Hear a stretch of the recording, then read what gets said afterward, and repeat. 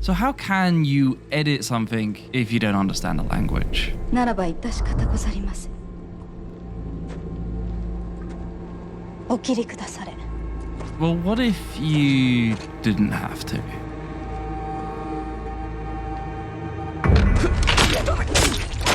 The show is written in classic Japanese, so it's even for me sometimes it's challenging. It took me a beat to disassociate from the subtitles.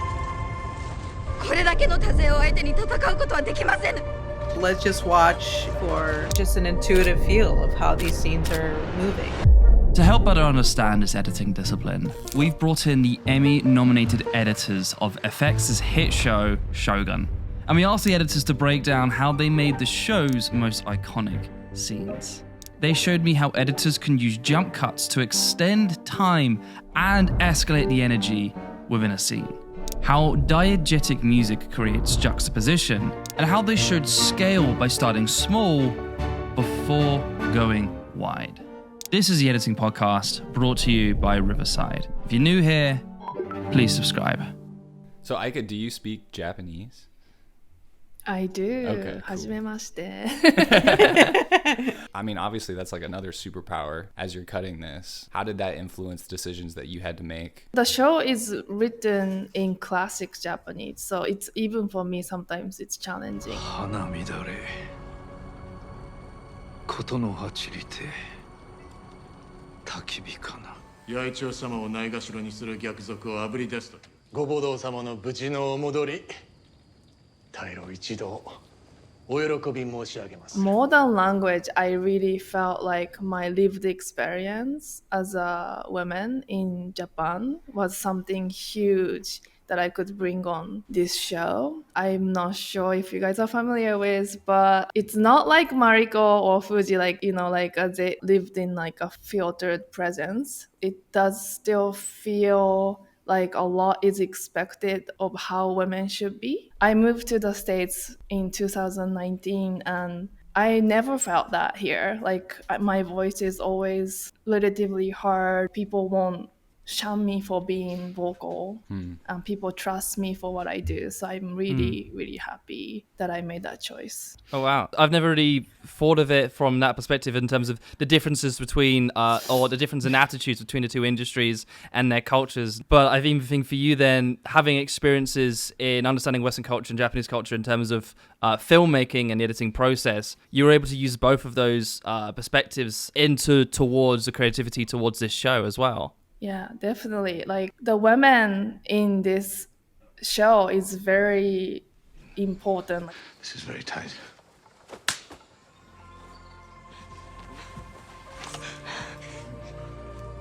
Like they're all like really amazing characters. I can see Mariko, like she's like oozing in like her desire to live like as herself. That moment was so special to me. Yeah. She understands basically the future of Japan is on her shoulder. In the cutting room, at one point we had notes coming in. What if we take out her line in the end? And we cut the scene by her not saying anything but just a look. Maybe she is more powerful if she doesn't say anything. Wow. そなたは己の務めを果たす覚悟ができておるか。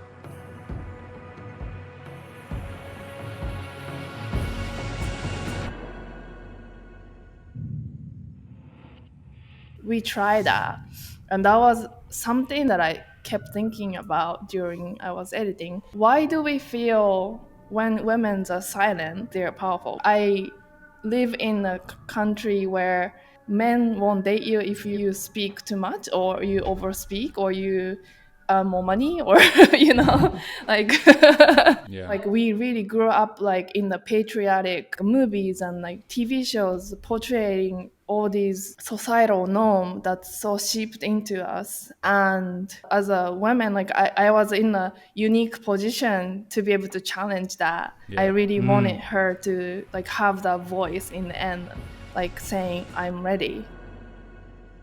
覚悟はできておりまする。 こ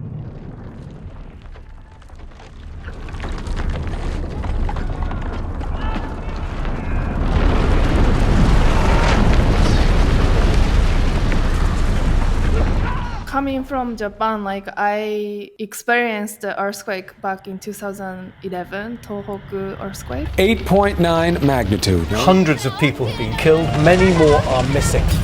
It's huge waves sweeping away everything.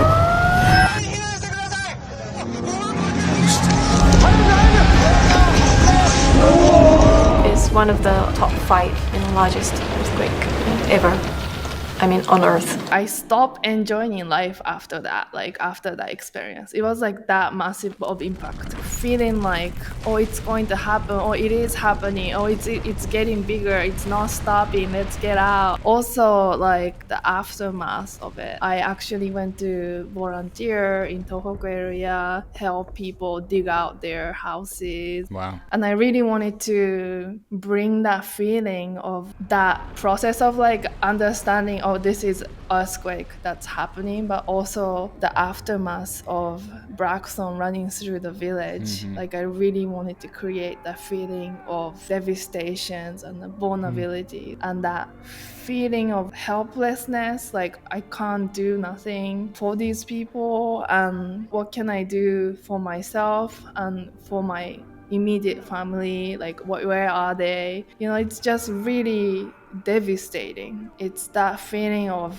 you lose everything and you have to start from scratch. Even Toranaga cannot win anything that's like nature, like it's big and like it's not possible for me to fight. Creating that wave from the earthquake to that moment in the end was like really important to me. It seems to be that you actually are allowing a lot more of your own personal emotions in towards those choices that you are making. I knew this is gonna be really heavy. Like I wanted to allow myself to be vulnerable, to be able to cut this. I wasn't like afraid of going there. Like I would go there and let that emotion speak in my editing. Thank you so much for being so vulnerable. It's beautiful hearing this, so thank you. I think for you to be able to use that into this is probably why those sequences feel so powerful and impactful and feel real, because the emotion of it is actually real. Hi. I mean, this is a bit awkward because in the interviews that I do, I tend to try to feel very confident. But before most of those interviews start, this happens. Don't screw this up. Don't screw this up. It's okay, Hayden. It's only one of the biggest editors in the industry that you really want to get into. You're not going to say something stupid and screw up your entire career, are you? Yes, you are, because this is what you do. Oh, no. I mean, why am I even doing this? I'm just a hack. I'm just a fraud. I don't know how to edit at all.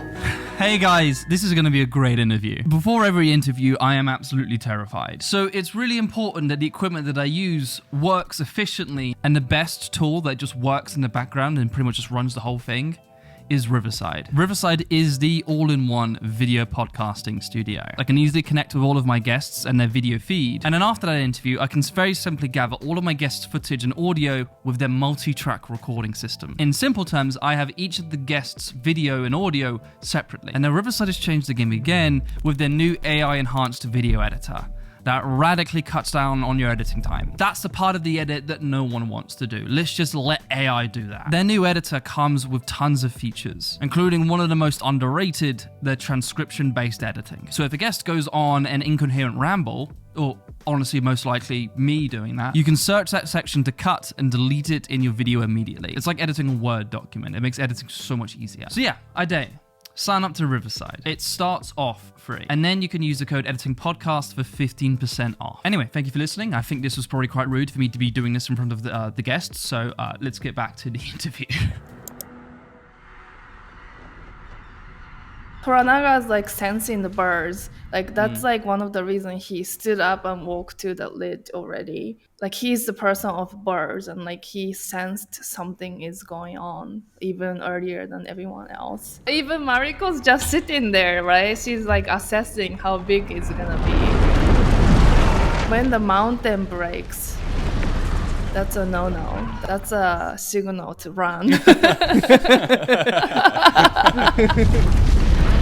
it's like a froze state. Like there's like nothing you can do at the moment of earthquake, and your brain space is limited, and you just kind of like react to what's in front of you, otherwise like being frozen in a way. And Braxton is utterly confused because he probably never experienced earthquake at this point. So well, I don't think Aika is giving herself enough credit in this little section. I mean, about the panic, she's intercutting with shots that were not practical. You know, we didn't really have any previs, so I don't know if you had anything, Aika. So you're basically, you know, figuring out timing. Wow. Between actors and nothingness. So, yeah. That's impressive.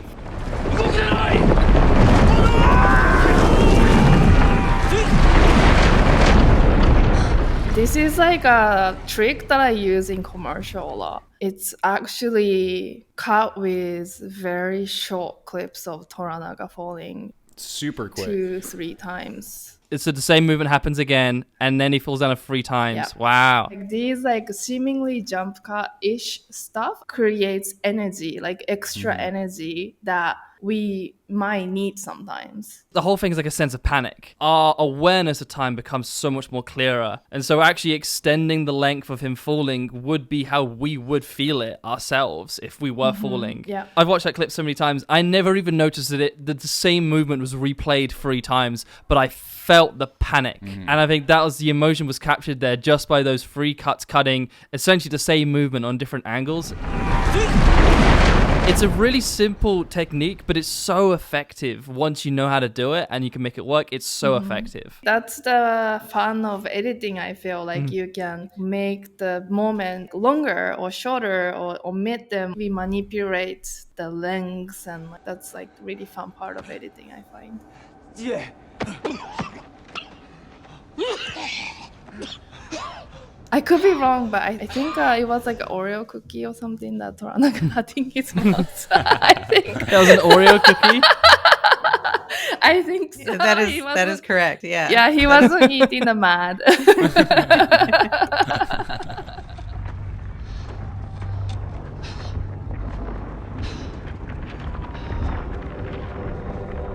I really wanted to keep tighter until we actually see the reveal shot of like a whole army getting swallowed by the mad. I do go like relatively wider, but not to that extent. I wanted to keep that till the end. You really made us wait for that. You were building up towards this shot.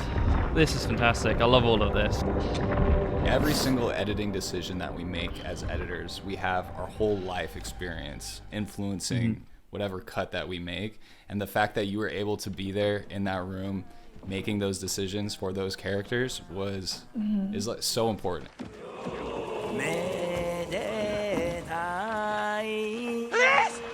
We're just merchants! Please! We're just merchants! For the love of God! Oh, please! No! No!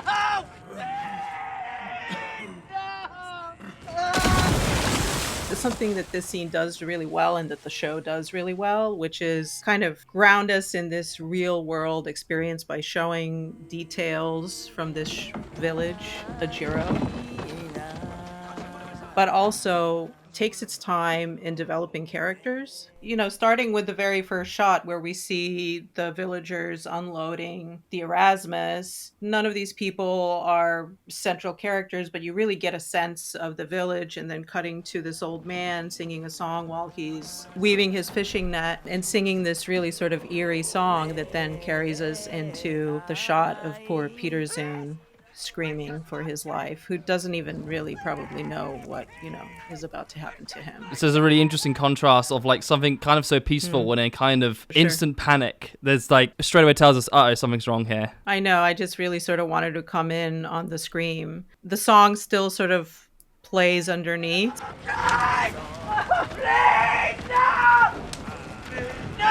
So I feel like we still sort of get the eerie sense of it, but you know, seeing Peter Zune's face here, I think sort of tells you everything about it. We met Orme earlier in this episode. 15 minutes earlier, he was like throwing fish guts on Blackthorn and all of his men. Then he peed on Blackthorn's head. Then he chopped off a guy's head, for disobeying. So he just comes across as a really kind of brutal character. But I feel like this was very important, showing him in close up in this scene, sort of acknowledging that even for him, this kind of torture was something that was unacceptable. Wow. Oh, wow. And it is really crucial in the layering of the characters, which was something that was really important for all of us on the show. We're not just dealing with sort of two-dimensional people. They're multifaceted, really complex people. Okay, hello. Hope you guys have been enjoying the conversation so far. But with all of this, I would like to ask you a question. So we've all had that experience when we've been editing a music track and there is just this one weird little element that we just don't want. Like, why do musicians put that in there? It just ruins the whole track. So as a benefit, when Track Club's Mix Lab can mean that you can get the stems. So for example, we've got this nice little piano song. Yeah, I can work with that, but I do want a bit more control, so I am going to use the Mix Lab. And look at this, all of the instruments separately. So actually, I might just like the strings. I mean, that's already a completely different tone. So the strings could be interesting, but we're also on YouTube. That actually might be a bit too slow paced. So I'm going to speed up the BPM of all of this to screw it at 115. So like imagine if I'm trying to like escalate information. There's like some sort of new revelation in the story. Let's increase the pace. So I've got completely different versions of the same song and I can download them and of course throw them into my edit. This tool obviously gives the editor the power to tinker and really manipulate the track that they want for their edit. You're no longer tied down to what the track is. You can make the track what you want it to be. And on top of all of this, Track Club has streamlined the copyright process, as in you won't get hit with any copyright claims when you use their music. So give Track Club a try with a 2-month free trial by clicking the link in the description. Let's get back to the conversation.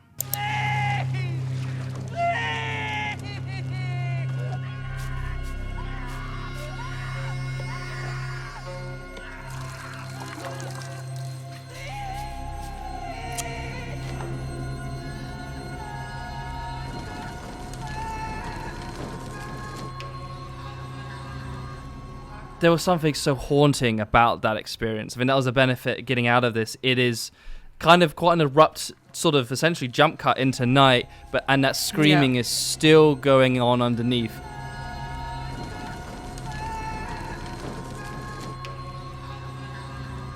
That was quite a horrifying experience for me, because this was the biggest, most impactful way to imply that this has been going on for hours. Absolutely. I mean, that's one of the things that we were hoping would basically translate that way. So it's reassuring that that's how you experienced it. It worked. It worked. They actually had them screaming, I think, while they were filming.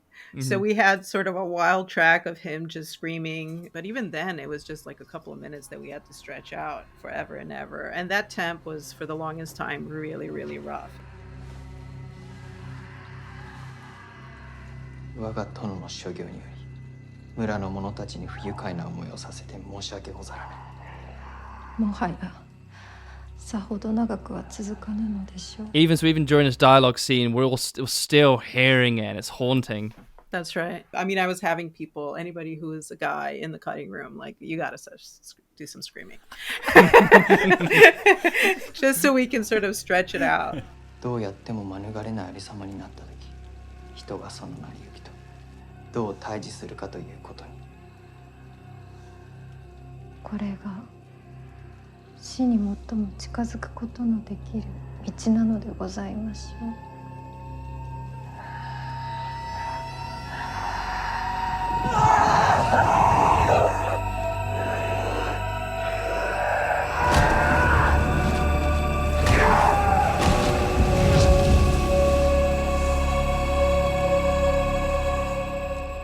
The music is actually quite powerful here because it is just sort of this tonal thing that that really adds a lot of tension. I should it. say about our composers, we had an amazing team. Atticus Ross, his brother Leo, and Nick Chuba. An exceptional thing that they did, and I guess this is how they work in general, they asked our showrunner that we don't use temp. So we basically had no music. I think Jonathan Van Tulleken, who directed the first and second episode, when I showed him the editor's cut, had no music in it because we had no music and we were told not to use any. And while I was working with him, we started getting cues. And what these guys did was they read the scripts and then used the scripts as inspiration and wrote, I don't know, 24 cues roughly. We had like 25 cues maybe, that then we kind of tried to plug into the episode where we saw fit. What was kind of cool is that we essentially became part of the composing because they very much wanted to see how we were going to use their music and what we were hearing in the music. So I want to say that parts of this scene, definitely the ending, was very much how sort of I temped it out. They would obviously eventually, re-recorded and built upon the cues, but, we had that sort of base that we could work with.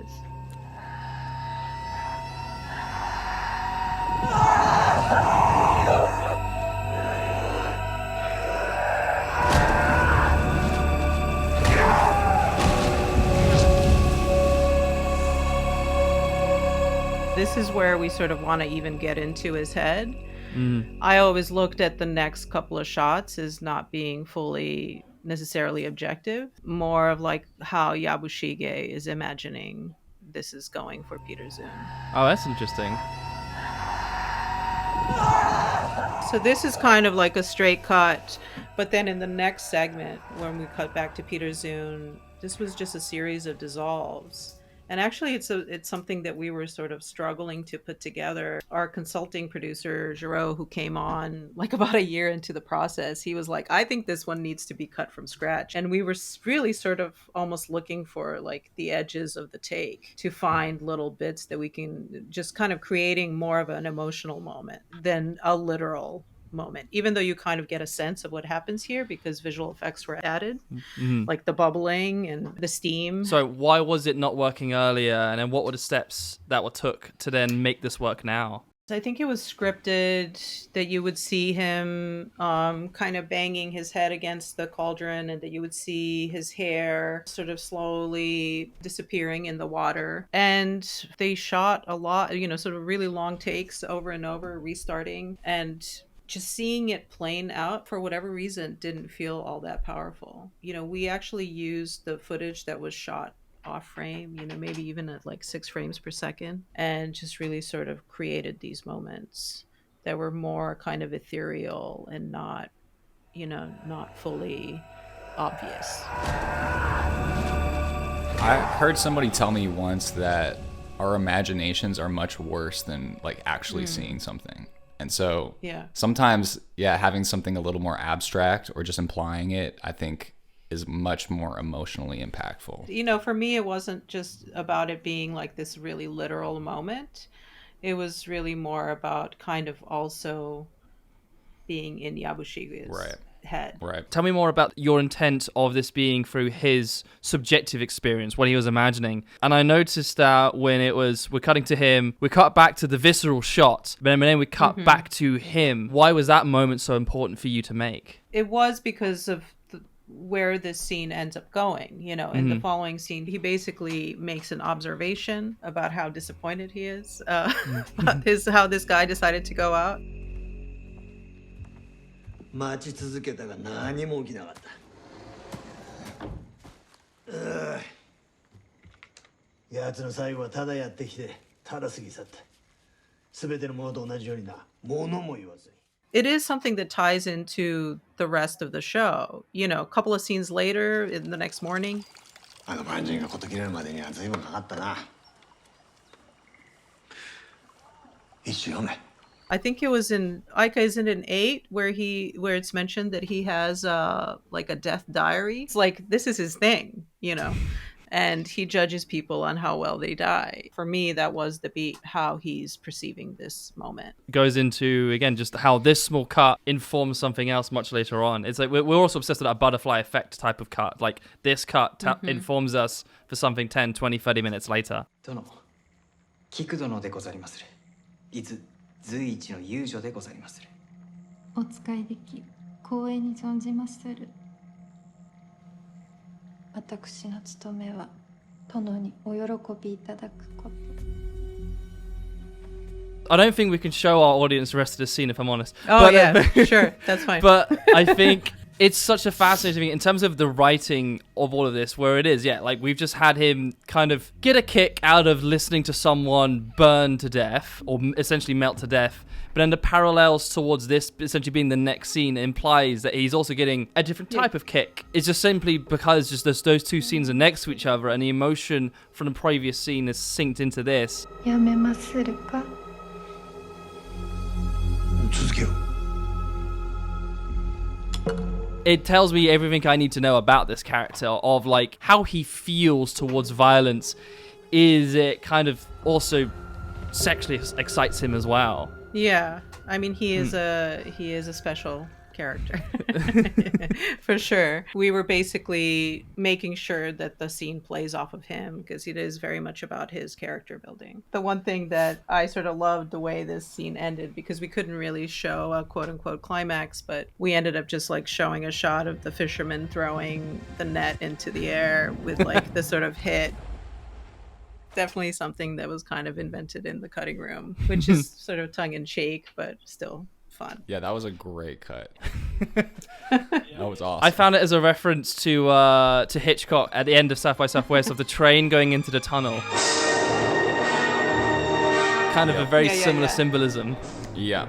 I think what I'm getting out of this was very interesting is that you're mixing three very extreme emotions in all of this. Absolute horror, the suggestion of sex as well, so that sexual feeling as well. But then also there's a comedy. They are very separated from each other, but they've all blended in here.